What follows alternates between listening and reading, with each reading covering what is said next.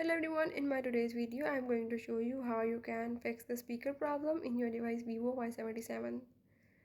So if in this device if you are having any problem related to the speakers like any volume issue or speaker issue, I am going to give you few steps and easy steps that you can follow and fix your problem.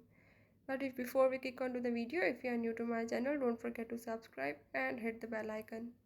So follow the steps and watch my video and you will learn how you can fix it. Let's watch it.